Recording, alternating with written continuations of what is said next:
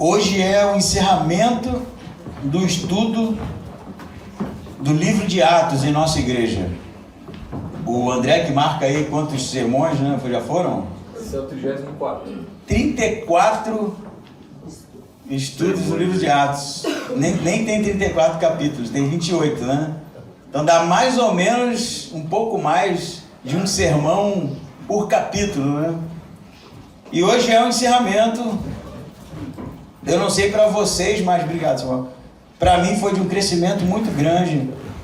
Eu acho sempre importante a gente recapitular, né, a base do Evangelho. Às vezes eu penso, a gente ouve muita coisa, escuta muita coisa e acaba se distanciando da essência do Evangelho que foi ensinado por Jesus e pelos apóstolos no primeiro século. Por isso vale sempre a pena a gente voltar às origens, rever tudo, não é? E assim a gente vai reciclando a nossa teologia, não é isso? Tirando aquilo que na verdade não é nem bíblico, é coisa da nossa cultura, é coisa de falsos ensinamentos que de alguma forma acabam entrando no nosso calendário teológico, sem que a gente perceba. Para vocês terem uma ideia, uma vez no Rio, há muitos anos atrás, em uma discussão, uma discussão saudável, né? Um rapaz citou uma passagem como sendo um argumento para o que ele estava defendendo. E eu falei para ele, se fosse bíblico até seria bom, mas isso é a letra de uma música. E ele citou como sendo uma passagem bíblica, para a gente ver o problema que é quando a gente começa realmente a absorver, não é, informações que não são oriundas das Escrituras. Por isso eu convido você a ler hoje o capítulo 28, nós vamos ler a partir do versículo 11, que é o encerramento do livro de Atos. Diz assim: passados 3 meses, partimos em um navio de Alexandria que havia passado o inverno na ilha, o qual tinha por insígnia os deuses Castor e Pólux. E chegando a Siracusa, ficamos ali 3 dias. De lá, margeando, chegamos a Régio. E soprando no dia seguinte o vento sul, chegamos em 2 dias a Puteoli. Ali encontramos alguns irmãos e fomos convidados a permanecer com eles 7 dias. Depois partimos para Roma. Tendo recebido notícias nossas, os irmãos de Roma vieram ao nosso encontro até a praça de Ápio e as 3 vendas.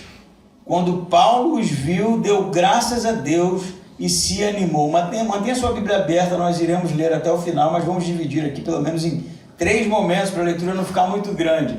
Recapitulando aqui o que aconteceu no capítulo 8, versículo 21, não é? Paulo vai chegar em uma ilha chamada Ilha de Malta, não é isso? Depois de passar por realmente muitas provações, o navio vai naufragar. Eles achavam, os marinheiros, eram 276 pessoas, né? E Paulo está indo como um preso, né? Que apelou para César, para que o seu julgamento fosse realmente em Roma, e caminha para lá. Teria chegado antes se não fosse o mau tempo, se não fosse o problema realmente do naufrágio do navio. Então Paulo vai, junto com os 276, passar pelo naufrágio. Não vai acontecer nada com ele, porque havia uma promessa da parte de Deus, da parte de Jesus, de que ele chegaria a Roma, não é? E a gente vai descobrir o motivo aqui. E realmente os marinheiros são todos poupados. Chegando naquela ilha, o que vai acontecer? Saindo de um naufrágio, Paulo vai recolhendo ali as lenhas para a fogueira que foi feita pelos nativos, né, para que eles se aquecessem do frio. Vai ser mordido por uma víbora, né? Como tem um ditado que diz que nada é tão ruim que não possa piorar, né? Depois de passar por um naufrágio e realmente ter a vida em risco, né, por um afogamento, pelo mau tempo, ele vai então ser mordido por uma víbora, uma serpente venenosa. Mas Lucas vai dizer para a gente que nada vai acontecer com Paulo. e vai fazer com que aqueles nativos olhassem para ele e achassem que ele fosse um Deus, não é? Na continuação do capítulo, Paulo então vai manifestar ali dons espirituais da parte do Espírito Santo e começar a curar os enfermos, não é isso? A ponto de o principal ali da ilha dar guarida, né? Convidar Paulo para que ficasse em sua casa, e durante 3 meses eles ficam nessa ilha. Uma viagem muito longa, né? Com muitos percalços, que chega aqui na ilha realmente e tem que ficar 3 meses por causa do mau tempo, por causa do inverno. Não era permitido navegar no inverno, né? E agora então, no versículo 11, eles retomam a viagem em um outro navio, né?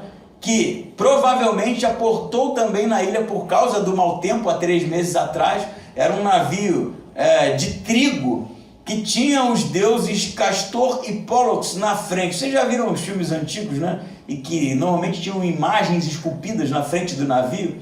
Esse era um navio desse tipo, né? Um navio que estava transportando alimento, cereal, e ele então vai embarcar junto com os outros em direção a Roma.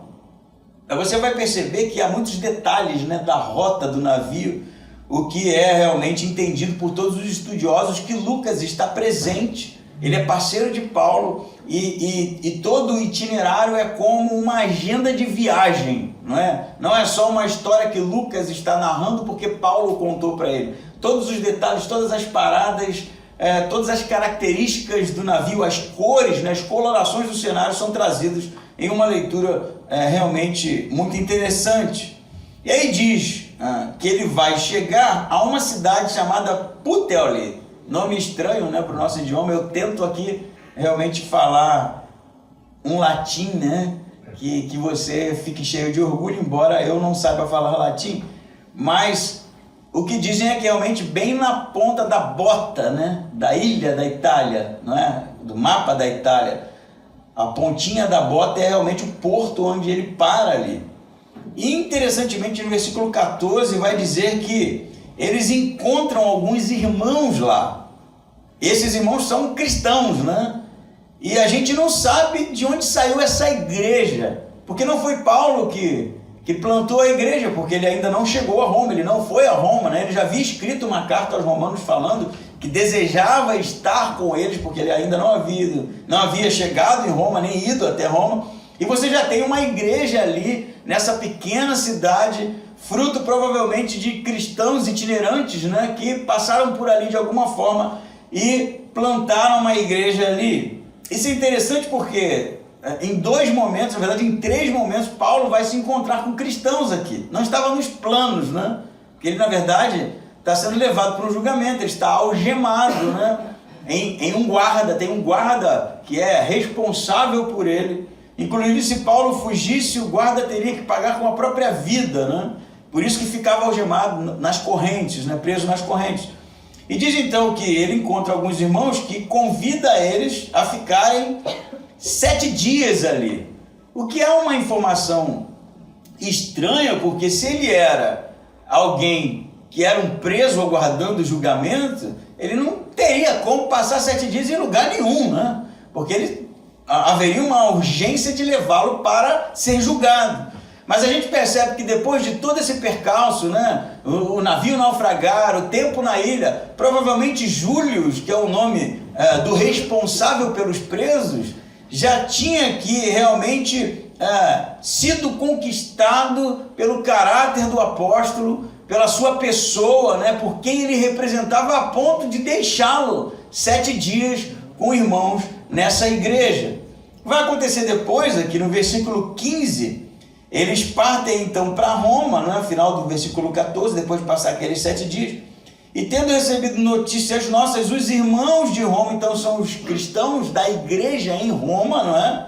Eles vão caminhar um trecho próximo de 100 quilômetros, né? Porque nesse tempo era tudo realmente muito longe, e ou ia-se por mar, ou andando, né? Ou a cavalo. Mesmo assim, a viagem durava realmente muitos dias. Diz que eles foram ter com Paulo, ou encontrar Paulo, porque ficaram sabendo de alguma forma que Paulo estava chegando, né? Aí diz que eles foram até a Praça Ápio. Então ele encontrou-se com cristãos, né, na cidade, Puteoli, depois encontrou-se com cristãos na praça de Ápio, né? Interessante os nomes aqui, para você ver que ele realmente está anotando, né? E aí diz que depois de encontrar com esses irmãos em Ápio, ele também encontra com outros irmãos na Três Vendas, não é isso? Provavelmente outra cidade, né? Então, são encontros que não estão organizados, né? Que não foram agendados, não tinha celular, não tinha e-mail, não tinha como avisar que ele estava chegando, mas realmente os cristãos em Roma tiveram a informação e foram recebê-lo, né? Inclusive a palavra usada aqui, né, que está em português, né, no grego, que é traduzido como receber, Paulo encontrar, Paulo, é como quem recebe um general que venceu uma batalha, né? E está sendo recebido dessa forma. E aí o que diz no versículo 15 na sua Bíblia? Quando Paulo os viu, o que aconteceu? Deu graças a Deus e se animou, não é isso? Quando Paulo viu os cristãos que os receberam, ou que recebeu ele, a equipe, né? Ele, o grupo, ele dá graças a Deus e é animado, fica realmente com o ânimo renovado, não é? E você pensa, por quê, né? Será que realmente encontrar os cristãos romanos era algo bacana, legal? Ou encontrar os cristãos romanos era realmente um fortalecimento da parte de Deus para quem havia passado por tanta tribulação até chegar em Roma? Eu não sei se você está entendendo isso, mas conheço muitas histórias, por exemplo, uma que posso me lembrar, de um pastor que foi convidado para pregar em Cuba, e chegando em Cuba se perdeu dos que o receberiam e ficou abandonado na cidade, sem contato nenhum, né? E falava mal o espanhol e ficou desesperado. Eu me lembro que eu vi esse testemunho desse pastor falando isso. Falou, eu estava desesperado, não conhecia ninguém, não conhecia aquela cultura, eu não sabia como fazer. E até que depois de muitas horas, né, perdido esperando, ele se encontra então com aqueles que estavam responsáveis por recebê-lo, né? E aí é como se Deus tivesse respondido a oração, porque o desespero já havia batido, né? Vou ficar nesse lugar sem conhecer as pessoas e sem realmente saber o que fazer. Isso não chega nem perto do que foi a história do apóstolo Paulo para chegar até onde chegou. E nesse momento, o momento que ele chega a Roma e que ele vê realmente que a promessa de Jesus, de que ele chegaria nesse lugar, de que era da vontade de Deus estar em Roma, se cumpre, o que ele encontra? Pessoas, crentes, e isso faz com que ele tenha os ânimos reanimados. Caramba, pastor, pensei que ele fosse encontrar o quê? Um anjo, né? Ou que Paulo, chegando em Roma, teve uma visão dos céus abertos, ou que Paulo, quando chegou em Roma, teve ali na sua presença a manifestação da pessoa de Jesus, dizendo, viu, não disse? Mas o que ele encontra? Pessoas, crentes, porque o rosto de Deus se manifesta através das pessoas. Porque o rosto de Deus se manifesta através dos crentes. Porque o rosto de Deus se manifesta realmente através daqueles que têm a mesma crença que nós e que sempre são usados por Deus para reanimar quando nós estamos abatidos. Amém? Amém. Não é isso? Eu me lembro de uma história aqui, até já usei em outro sermão, né? E vou trazer à tona de novo para a gente se lembrar, porque eu quero reforçar esse ponto. Quando Jacó, não é, entende de Deus que era para voltar, e ele tinha medo de morrer, porque o seu irmão havia ameaçado matá-lo, né? Ele foge para não morrer, não é isso? Vocês lembram a história, não é? E aí Deus fala, você vai voltar. Mas ele fala, caramba, como é que eu faço agora, né? Ficou com medo. Tem aquele episódio da luta com o anjo, né? Porque ele, vou voltar, mas eu preciso realmente que o Senhor Deus me dê a garantia de que eu sou o primogênito, né? Sobre isso que se trata aquela luta com o anjo e tal. Todo esse episódio, ele queria a bênção, né? De que ele realmente era o primogênito. Por quê? Porque a sua situação foi bem estranha, né? Ele enganou o irmão, roubou a primogenitura, teve toda essa história. E realmente Deus falou, você vai ter que voltar. E ele então começa os preparativos para voltar. Como? bota as crianças na frente, né? As mulheres com presentes, e ele vai realmente se calçando, né, de uma situação que pelo menos impedisse a ira do seu irmão, caso ele ainda estivesse naquele estado de espírito. Até que vem alguém e fala: seu irmão te espera com homens armados. Vocês lembram disso? Estão lembrando do episódio? E aí que a coisa fica ruim mesmo, né? Então o texto vai ficando meio dramático, mas ele diz que quando então Jacó se encontra com seu irmão, o que acontece? Seu irmão vem correndo na sua direção, né? E tu pensa, vai morrer agora, né? E dá um abraço nele, né? E chora. E as palavras de Jacó são assim: ver o teu rosto é como ver o rosto de Deus. Não é isso? Você quer a manifestação mais inadequada do rosto de Deus do que naquele que havia ameaçado Jacó de morte? Mas Deus usa pessoas. E o que Jacó precisava naquele texto é realmente encontrar com um irmão transformado, que manifestava realmente Deus na sua vida. O que está acontecendo com Paulo? Com quem ele se encontra, gente? Pessoas. Às vezes a gente está precisando de realmente ter o coração fortalecido, né? Ter, quem sabe, respostas da parte de Deus. Às vezes a gente está buscando tantas e tantas respostas às nossas indagações. Às vezes a gente está precisando de um fortalecimento, porque a gente anda tão mal, e a gente fica realmente buscando isso no sobrenatural, esquecendo de que Deus usa as pessoas. Pessoas que manifestam o rosto de Deus. Às vezes a gente está tão, quem sabe, atraído, né, por uma cultura realmente que insiste que Deus se manifesta somente através do intangível, né, do inacessível, e a gente não percebe aquele irmãozinho que está dando um abraço na gente, e é Deus ali te abraçando, realmente te dizendo que vai ficar tudo bem. A gente não percebe que existem pessoas orando por nós, e que manifestam isso para a gente, seja nos nossos encontros durante os livros, né? Seja nos grupos que a gente se reúne, e é Deus ali dizendo que está cuidando da gente. Mas às vezes isso passa batido porque a gente não parou para entender ainda que Deus se manifesta na vida das pessoas. Deus se manifesta na vida das pessoas. E muitas vezes, e se não na maioria das vezes, Ele está falando com a gente, está falando com a gente, está falando com a gente, e a gente não ouve, porque a gente quer realmente que o anjo apareça. A gente quer realmente ter a visão, o sonho das respostas. A gente quer que uma mão, não é? Como no livro de Daniel, escreva na parede a mensagem da parte de Deus. Enquanto Deus está usando gente como agente. Amém. Pessoas usadas pelo Espírito Santo. Pessoas usadas por Deus na simplicidade, na nossa humildade, pequenez, pecaminosidade, que foi perdoado naquela cruz, e Deus então vai falar ao nosso coração, assim como tem falado ao coração de Paulo, e vai trazer o que? Ânimo. Jacó, ver o teu rosto é como ver o rosto de Deus. Eu vou dizer uma coisa para vocês. Eu preguei 34 semanas. 34. Confesso para vocês que cheguei no último assim, ufa, mano, que responsabilidade, né? Pregar tantos sermões, tanta coisa para estudar, é um livro puxado, um livro histórico, né? Você precisa estudar tanta coisa para não falar besteira, né? E isso gera um cansaço, né? Gera cansaço intelectual, né?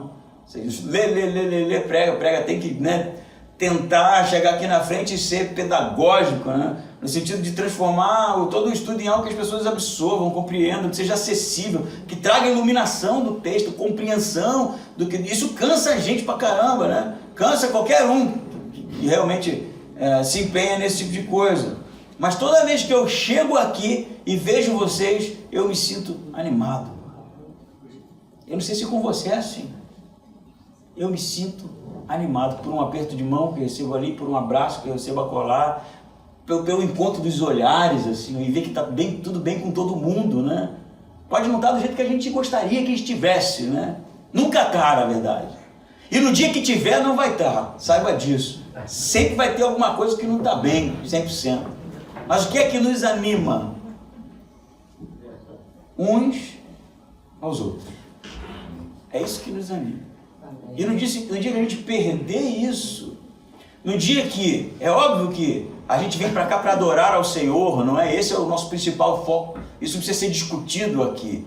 Mas no dia que a gente perder realmente de vista a importância que o outro tem, não só de me animar, mas de ser animado por mim, de ser alguém que está recebendo de mim o carinho que Deus quer que ele receba, de ser alguém que está manifestando na vida realmente o abraço, o cuidado da parte de Deus. No dia que a gente perder isso de vista, a gente deixou de ser igreja. Deixou de ser igreja. Porque a igreja é isso. É a reunião dos santos, a reunião dos crentes, a reunião daqueles que foram transformados por Jesus e que fazem o que Jesus falou: amai-vos uns aos outros. Não é isso? O que aconteceu com Paulo depois de tanta coisa, gente? Se fosse eu, né, passando por uma situação, quase morre em Jerusalém, né? Vai preso, aí vai de navio, não sei, pô, pensa, viajar de navio meses, não é? Naufrágio, nem nadar sem direito, naufrágio, quase morre, chega na ilha, tô livre, a víbora morde. Poxa, situação ruim, né? E aí quando finalmente chega em terra firme, e agora, o que seria bom? Pô, seria bom agora o que? Um McDonald's, né? Depois de tanta coisa, um Big Mac, né? Eu sei lá, Burger King, não sei o que você gosta de comer. A gente pensa logo nesse tipo de coisa, mas o que Deus coloca para Paulo ali? Pessoas. Sempre, vai ser sempre sobre pessoas transformadas, regeneradas por Jesus, portadores do Espírito de Deus, que Deus usa para cuidar uns dos outros. Amém? Amém? Lindo, né? Podia acabar aqui, Atos. E Paulo chegando lá se encontrou com o quê? Com crente, gente, dente. Poxa, que bonito, né? Mas não acaba aqui não, vamos continuar a leitura. O versículo 16 diz assim: quando chegamos a Roma, o centurião entregou os prisioneiros ao general do exército, mas permitiu-se que Paulo morasse à parte, sob a guarda de um soldado. Passado 3 dias, ele convocou os principais dentre os judeus. Reunindo-se eles, disse-lhes: irmãos, nada fiz contra o povo ou contra os costumes dos pais. Contudo, vim preso desde Jerusalém, entregue nas mãos dos romanos, os quais, depois de interrogar-me, queriam me soltar, por não haver em mim crime algum digno de morte. Mas quando os judeus opuseram-se a isso, vi-me obrigado a apelar para César, embora a minha nação não tenha nada que me acusar. Por essa razão vos convidei, para vos ver e falar, pois estou preso com esta corrente por causa da esperança de Israel. Mas eles lhe disseram: não recebemos cartas da Judéia a teu respeito, nem veio aqui irmão algum que relatasse ou dissesse algum mal de ti. No entanto, gostaríamos de ouvir de ti o que pensas, porque sabemos que por toda parte fala-se contra esta seita. Tendo eles marcado um dia, muitos foram encontrar-se com Paulo em sua casa, e desde a manhã até a noite, Paulo lhes explicava com bom testemunho o reino de Deus, e procurava convencê-los acerca de Jesus, tanto pela lei de Moisés como pelos profetas. Uns criam na sua palavra, mas outros as rejeitavam, havendo divergência entre eles. Retiraram-se depois que Paulo falou estas palavras: bem falou o Espírito Santo aos vossos pais pelo profeta Isaías. Mantenha a sua Bíblia aberta, nós vamos continuar a leitura. Diz o texto então que Paulo chega em Roma, ele tem realmente o privilégio de poder ficar em o que hoje seria uma cela, como chama a cela? A pessoa fica presa em casa? Prisão domiciliar, né? Prisão domiciliar. Não é uma prisão domiciliar nos termos de hoje, porque o que vai acontecer é que Paulo vai ter que manter uma casa, né? Ele vai ter que pagar o aluguel para que ele esperasse ali o seu julgamento, porque ele havia apelado para César, e ele iria ser recebido por César para o seu julgamento. Não ficava sozinho, né? Ficava preso a um soldado, né? Como era isso? Eu não sei. Eu até procurei para ver se encontrava alguma imagem a gente não sabe, né? Mas era uma corrente que prendia ele ao soldado. Provavelmente havia uma certa maleabilidade nisso, né? Porque não dá para ficar acorrentado uma pessoa 24 horas por dia, né?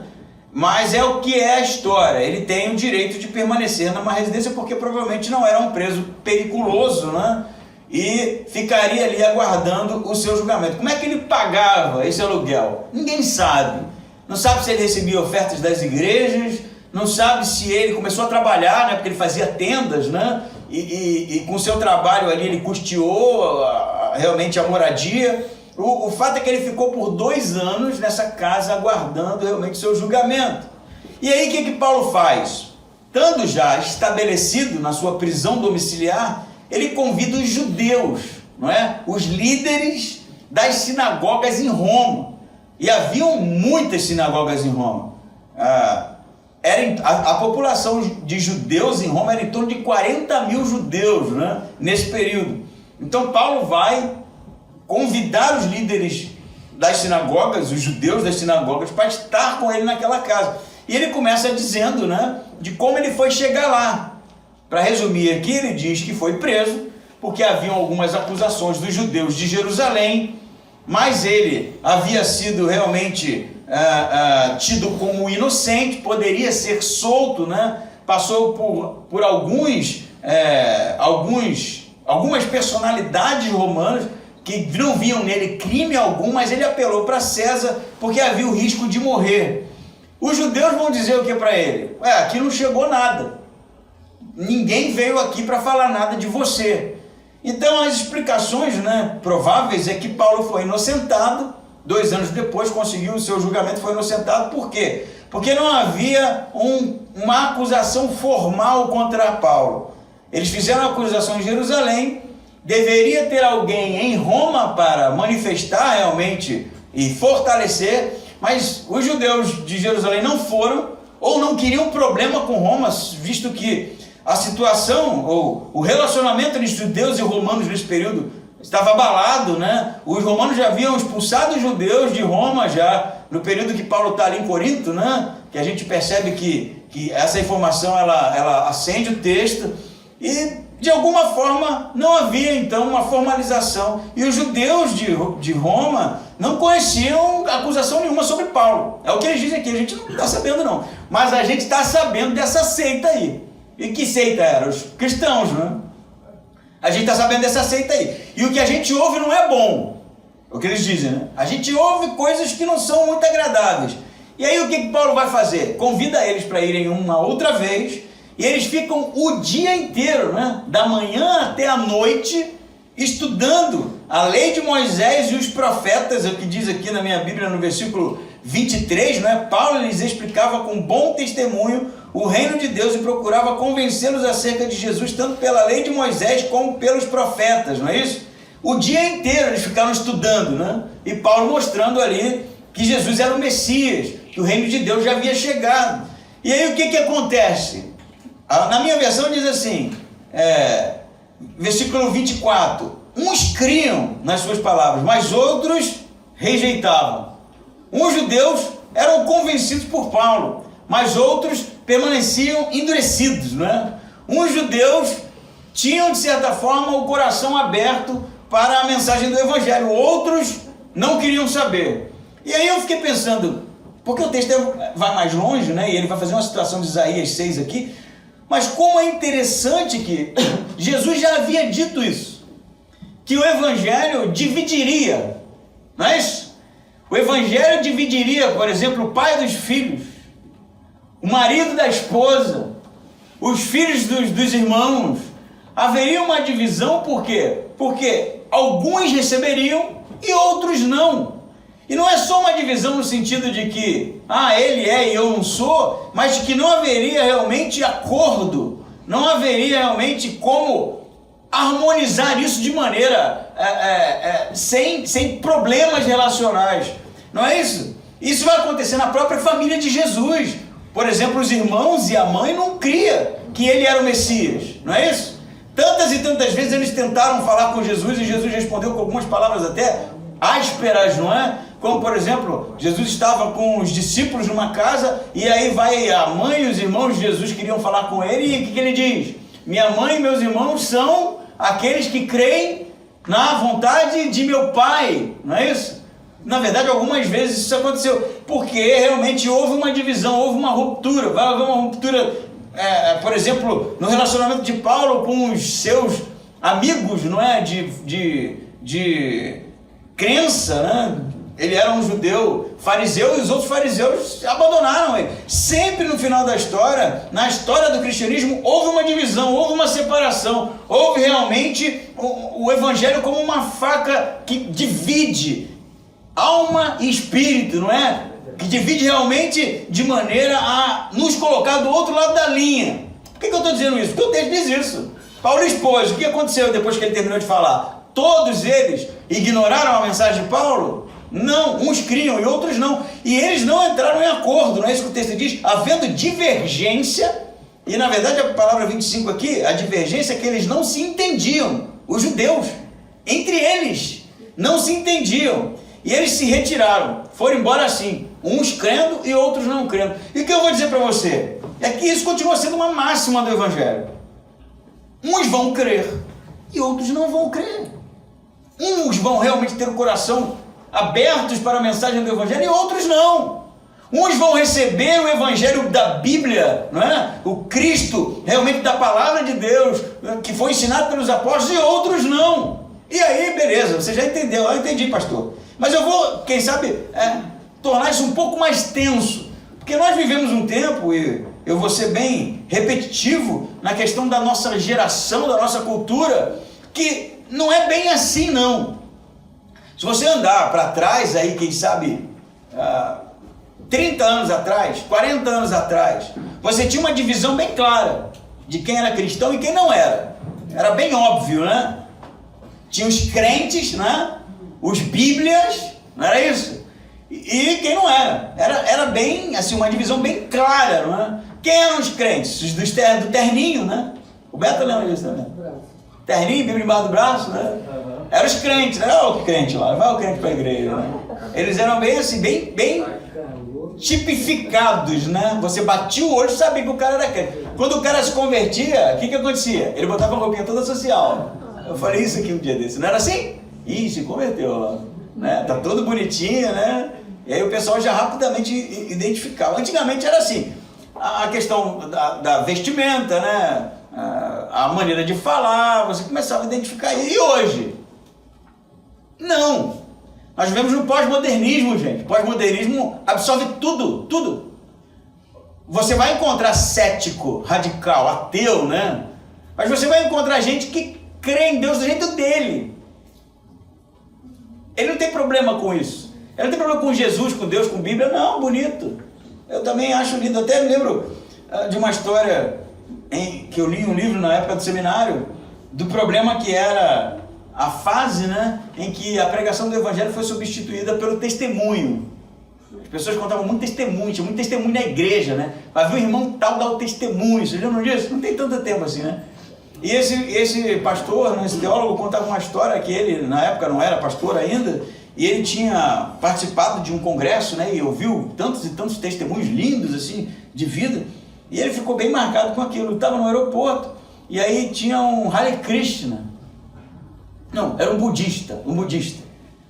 E aí ele foi, tentou se aproximar, e aí conseguiu conversar, né, criou ali um ponto em comum, e aí deu o testemunho de vida dele, né? Contou o que Deus tinha feito na vida dele. Aquele testemunho lindo, né?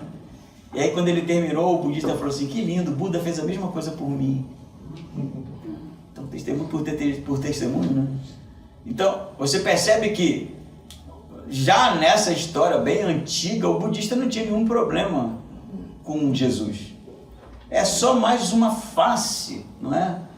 Da mesma história, porque no final da história todos os caminhos conduzem a Deus, não é?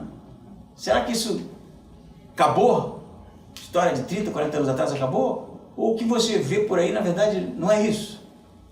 É um evangelho que não é evangelho. É cristão que não é cristão. É a crença em Deus, só que é num Deus estranho. é um conjunto realmente de fideísmo, né, que não conduz às Escrituras. E aí quando você contesta, e quando você diz que aquilo está errado, o que a pessoa diz? A Bíblia precisa ser atualizada. Precisa ser atualizada. Isso não é bem assim, não. Não é isso que a gente escuta por aí? Então, no final da história, eu vou dizer uma coisa para você. Se antigamente, se no tempo de Paulo, se no nosso tempo, eu não sou tão antigo assim, né? Mas 30, 40 anos atrás, né? O Evangelho dividia, ele continua dividindo, só que hoje é mais sutil. Ele divide verdadeiros crentes de falsos crentes, embora esteticamente sejam muito parecidos. Cantam as mesmas músicas, conhecem as mesmas pessoas, quem sabe andam no mesmo círculo, mas se a pessoa realmente não crê como está ensinado no Novo Testamento, ela não é cristã. Você entende isso? A gente precisa parar com esse negócio de chamar, fulano é cristão porque está na certidão de nascimento. Cristão é aquele que crê em Cristo. Cristão é aquele que realmente recebeu Jesus como Senhor e Salvador. Cristão é aquele que vive segundo as Escrituras. É isso que é cristão. E se não for assim, está do lado de lá da linha. Não foi transformado, não tem o Espírito Santo, não faz parte do povo de Deus. E a gente precisa ter olhos muito agudos, muito atentos para começar a identificar esses problemas, porque no final da história acaba entrando nas igrejas e transformando tudo numa grande bagunça, transformando tudo num grande afastamento do Deus bíblico, transformando tudo numa grande farra. E aí a gente vê escândalos acontecendo à torta e à direita, né? Essa semana aí eu estava vendo, até vergonha de falar, eu não vou nem te falar o que eu vi, cara, que é tão ridículo, tão ruim assim, sabe, tão nojento, que eu fico pensando, como assim, cara, crente não faz isso não pode, não tem como. E aí a gente vê lá, pastor, esse cara não é pastor, cara, cantora gospel, é tudo assim, né, cantora gospel, pá, só nojeira, não são cristãos, não pertencem ao reino de Deus, não pertencem realmente ao povo de Deus, que é usado realmente para que o Evangelho seja pregado para transformação de vida. São pessoas que estão se adequando a uma mensagem mundana, travestida de cristianismo. E a pergunta que eu faço é: quem nós somos, afinal de contas? Quem nós somos? Eu falo, você é muito radical, pastor. Não sou eu não, o Novo Testamento é radical. Ou você abandona a sua vida, não é? Ou você abandona pai, mãe, filho, filha, não é isso? Por amor de mim? Ou você não serve para ser meu discípulo? Quem falou isso? Jesus. Quem falou isso foi Jesus, cara. Foi eu. Ou você abandona, e o abandona ali tem o sentido realmente de abrir mão daquilo que é um impedimento para ser realmente discípulo, seguidor de Cristo. Abrir mão. Mas o Evangelho de hoje, você não precisa abrir mão de nada. Você pode continuar vivendo a sua vida miserável, do jeito que você quiser, afundado num lamaçal de pecado, de imoralidade, do jeito que você quiser, que não tem problema. Aqui a gente aceita todo mundo. A palavra da moda agora é igreja inclusiva, né? Igreja inclusiva. Aí vai os youtubers, né? Os influencers do quinto dos infernos, dizer, porque o Evangelho é inclusivo, Jesus falou para amar. Eles ficam distorcendo a coisa, e no final da história não tem nada de Evangelho ali. Teve uma filha aí de cantora que escreveu, você viu isso? Escreveu na página do Novo Testamento assim, dizendo que a Bíblia, eu não sei o que ela escreveu, mas era alguma coisa sobre os gays, né? Que eu vou escrever aqui, ó, que o Evangelho é inclusivo, aí escreveu, rabiscou. Eu fico assim, cara, porque tem que escrever em cima mesmo, né? Escreve em cima, porque o que está por baixo está dizendo outra coisa. E no final da história, o que acontece com o Evangelho pregado por Paulo aqui? Divide, cara. Divide. Traça uma linha dos que creem na mensagem do Evangelho, como precisa ser crido, e dos que não creem. Amém? Amém. Aí o que eu vou fazer com os que não querem? Você não vai fazer nada, né? Você vai orar por eles, né? Você vai evangelizá-los, vai ensiná-los de maneira correta. Aqui não está falando para dividir, vamos agora meter fogo, né? Não é isso, né? Mas é ter olhos realmente sábios para detectar onde as coisas estão erradas, não é? Para que a gente possa apregoar o evangelho realmente bíblico. Diz então que eles vão embora, versículo 25, havendo divergência entre eles, retiraram-se depois que Paulo falou estas palavras. Então eles estavam divergindo, e aí Paulo, isso aqui é lindo, porque a última citação do Antigo Testamento vai ser essa aqui, em todo Atos, né? Mas se você pensar, muita coisa foi citada aqui do Antigo Testamento, dos profetas, da lei de Moisés, né? Muita coisa, um conteúdo muito grande, a gente viu boa parte disso. E a última citação do apóstolo Paulo de Isaías 6, versículo 9 e 10 é essa aqui, ó. Eu vou ler um pouquinho antes. E aí, não havendo divergência, ou melhor, havendo divergência entre eles, retiraram-se, depois que Paulo falou estas palavras: bem falou o Espírito Santo aos vossos pais pelo profeta Isaías, dizendo: vai a este povo e diz: ouvindo ouvireis, e de maneira nenhuma entendereis, e vendo vereis, e de maneira nenhuma percebereis, porque o coração deste povo se endureceu, e com os ouvidos ouviram sem dar atenção, e fecharam os olhos, para que não vejam com os olhos, nem ouçam com os ouvidos, nem entendam com o coração, e nem se convertam, e eu os cure. 28. Estás ciente então de que esta salvação de Deus é enviada agora aos gentios, e eles ouvirão.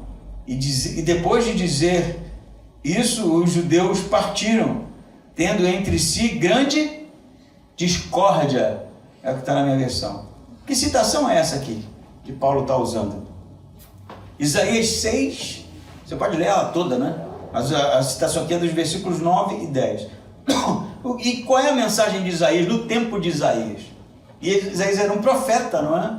E ele foi convocado por Deus para pregar a um povo desobediente, idólatra, né? Que havia abandonado a aliança que Deus havia feito com Abraão e com o povo, um povo metido em imoralidade, que sacrificava os próprios filhos aos ídolos. Se pensar no pior cenário possível, é o cenário de Isaías. E aí o que Deus manda Isaías fazer? Vai lá e prega para o povo.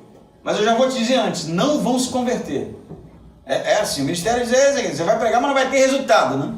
Já fica avisado. Você vai pregar e muito, mas eles não vão se converter. Pregar o quê? Arrependimento. Mas não vai adiantar nada, porque eles não vão te ouvir. Eles vão ouvir, mas vão escutar, mas não vão ouvir. Vão ver, mas não vão enxergar. E aí, se você for ler, estudar sobre essa profecia, o que vai acontecer é que o estado de endurecimento de Israel era tão grande, que vai chegar um tempo que Deus não permitiria mais que eles se arrependessem. Ainda que eles quisessem, eles não teriam a opção, a possibilidade de arrependimento. E aí, o texto termina assim: e eu os cure. E aí você pensa, não, peraí, não entendi, né? Como assim? Eles são resistentes, coração endurecido, e por causa desse estado de animosidade contra Deus, Deus ia torná-los mais endurecidos ainda. Eles não teriam nem a oportunidade de se arrepender e Deus vai curá-los. Como é que se cura assim, né? Como é que cura endurecendo as pessoas, né? É uma coisa estranha. Mas, se você for ler Romanos, e Paulo vai citar esse texto de novo, e ali você vai entender toda a ideia de Paulo, o que ele vai dizer que é por causa do endurecimento do povo, Deus iria endurecê-los mais ainda, e por causa desse endurecimento, eles iriam rejeitar o evangelho, e quem receberia? Os gentios. Nós, né? Nós vamos receber o evangelho por causa do endurecimento de Israel, e seremos salvos. E como eles vão ser curados? Paulo vai dizer: tardou Deus em sua promessa, abandonou seu povo? Em Romanos, de maneira nenhuma. Por ciúmes, eles se voltarão para Jesus de novo. Mas e no texto aqui, o que Paulo está dizendo? Vocês não querem? Bem falou Isaías. E aí agora Paulo se coloca, né, no lugar de Isaías, como aquele que pregou primeiro aos judeus, e não receberam, e por causa da rejeição dos judeus, Deus os endureceu, e os gentios então foram salvos. Lindo, né? E no final os judeus vão se voltar para Jesus. Todos? Não, né? Óbvio que não. Mas vão se voltar. O ponto é que a gente precisa entender a coluna vertebral aqui, de como funciona Deus, porque a gente gosta muito de dizer que Deus é amor, que Deus é misericórdia, a gente gosta dos atributos que são todos legais, né? Mas aí quando entra na ira de Deus, na justiça, no juízo de Deus, aí muda tudo. Não é bem assim não, né? Não, Deus de amor não pode ser assim, né? Como se Deus fosse o tipo, né, de Deus que aceita qualquer tipo de coisa, qualquer lixo que você jogue para cima de Deus, ele está, não, que bom, vou ter um pouquinho de misericórdia com ele, depois ele muda, né? E a gente não percebe que muitas vezes o nosso estado de endurecimento, a nossa resistência a Deus vai ser realmente tão densa, que Deus vai fazer o quê? Vai nos endurecer ainda mais. Esse é o princípio. Isso não aconteceu só em Isaías, isso aconteceu, por exemplo, com o faraó no Egito. Com essa história? Citado em Romanos também como exemplo. Liberta o meu povo, não vou libertar, liberta o meu povo, não vou libertar. Mas uma hora Deus fala assim, quem não quer agora que você liberte sou eu. Eu não quero. E aí faz o que com o faraó? Endurece. Agora meu povo vai sair do jeito que eu quero. Através do meu poder, da manifestação dos sinais, dos milagres. Mas não houve ali um estado de endurecimento e resultou em quê? No endurecimento mais ainda empedernido, né? E isso continua sendo uma norma, continua sendo uma característica de Deus. Não pense você que o Novo Testamento Deus mudou. Deus agora mudou. Deus agora ele virou brother, né? É parceiro de boteco. Você pode chegar lá no boteco, pedir uma cerveja, chama Deus, dá um tapa, conta uma piada, e Deus dá uma risada, conta mais 3. A gente acha que é isso. E a gente esquece que Deus é santo. Que Deus não se mistura com a imoralidade.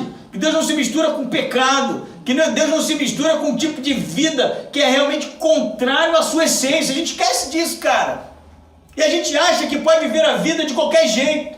E a vida de qualquer jeito é realmente uma vida que tem o coração resistente à mudança que Deus propõe para nós. Que tem o coração resistente ao Evangelho quando Ele nos confronta. Que tem o coração resistente realmente à mensagem de Jesus, que é transformadora, que é confrontadora, que exige da gente realmente uma tomada de decisão. E quando a gente começa a ficar resistente com isso, a gente começa realmente a arrumar um monte de argumentozinho, né? A gente adora isso. Eu estou falando de a gente porque eu me incluo nisso também, tá? Quando eu estou errado, pior coisa para mim é admitir que estou errado. Aí eu começo os argumentos, né? Não é bem assim, né? Aí digo uma coisinha aqui, digo outra coisinha lá, começa a reunir alguma coisa só para não dar o braço a torcer. E a gente faz isso com Deus também, sabe? Eu estou dizendo aqui um monte de coisa, você está aí, quem sabe, não concorda. E já está juntando seus argumentinhos aí, né? Eu não concordo porque... Mas você sabe que não vale nada isso aí. Sabe que não vale nada. Que é tudo conversa fiada. O problema da gente continuar nesse tipo de caminhada, de trajetória, é que eu acho que vai chegar uma hora que Deus para de falar, sabe? Fala assim, tu não quer não? Tem gente que quer. A gente não pode esquecer disso. Você não quer? Tem gente que quer. E aí, quem sabe as palavras de Jesus fazem todo sentido. Não jogue pérolas aos porcos. Porque pérola tem valor, né? O Evangelho é pérola de grande valor, não é isso? No Testamento? E aquele que encontrou a pérola de grande valor, o que ele fez? Vendeu tudo que tinha. Eu já preguei isso, né? Vendeu tudo que tinha para quê? Para pegar a pérola que valia um dinheiro, vender a pérola e ficar mais rico ainda? O que acontece na parábola? Ele fica sem nada aí com a pérola. É o Sméagol do Senhor dos Anéis, né? Tem o anel só para ter o anel. Não faz nada com o anel, mas é o My Precious, né? Vocês lembram, né? O pessoal das antigas aqui lembra do filme, né? É um bom para botar no cinema lá. A trilogia Senhor dos Anéis. O pessoal que não viu ainda. Mas não é isso o Evangelho? A pérola de grande valor? E quem encontra essa pérola, o que ele faz? Ele fica de argumentinho resistente a Deus? Não, ele abandona tudo, gente. Abandona tudo. E a minha pergunta para você é, com base no que nós lemos aqui, nós somos aqueles que temos o coração endurecido para a mensagem do Evangelho? Nós somos aqueles que temos o coração endurecido para quando o Evangelho confronta a gente sabe que precisa mudar? Nós somos aqueles que temos o coração endurecido quando realmente a palavra de Deus exige de nós uma mudança de atitude, uma tomada de posição. Será que a gente está do lado de lá da linha, resistindo? A gente até pensa um pouquinho hoje, mas amanhã já esquece de novo e continua vivendo aos trancos e barrancos de qualquer jeito, um cristianismo mais ou menos, né, que não faz diferença nenhuma. Esse é o pior cristianismo que tem, é o cristianismo que não faz diferença nenhuma, só serve para você, na sua concha, não muda a vida de ninguém, não te usa para absolutamente nada. Você não é canal da bênção de Deus em nenhum aspecto, é só uma coisa particular. Eu penso assim, e eu penso assim, termina ali, é uma ilha, é eu e minhas ideias. Não pode.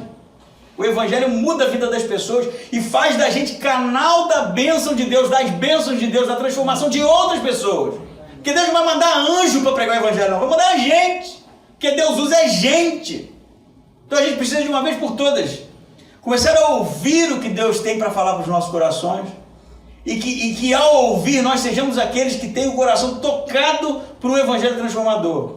E as nossas armas, os nossos escudos sejam lançados no chão, abandonados, que a gente caia de joelho diante do Cristo, da cruz, morto e ressuscitado, que realmente morreu para que a nossa vida fosse reflexo da sua vida, de fidelidade a Deus.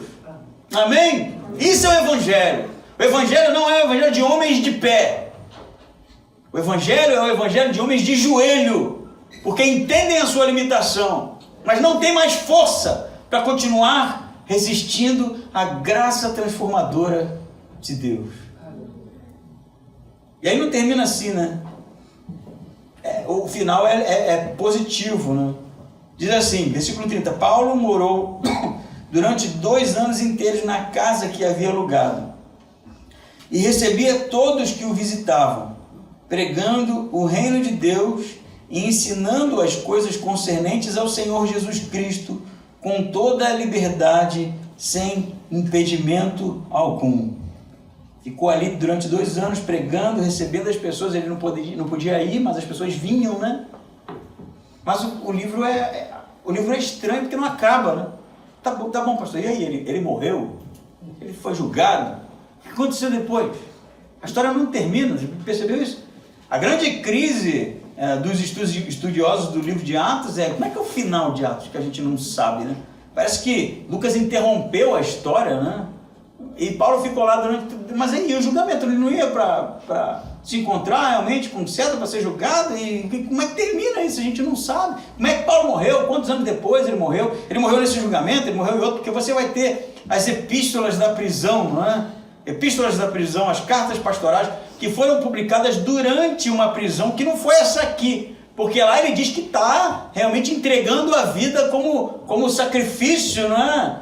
Ele está morrendo nas cartas pastorais. Então muitos acreditam que ele foi preso depois disso aqui, por Nero, e aí sim julgado e morto. Mas a gente não sabe também. Mas por que Lucas também não contou? Cara, eu li uma coisa sensacional, assim, sensacional. E o comentarista diz assim, Atos não acaba porque a história não acabou. Porque na verdade não são os atos dos apóstolos, são os atos do Espírito Santo na vida dos apóstolos. E por que não tem um final? Porque continua, mano. Porque Atos é um livro vivo que continua sendo escrito até hoje. Nós somos a continuação do ministério de Paulo.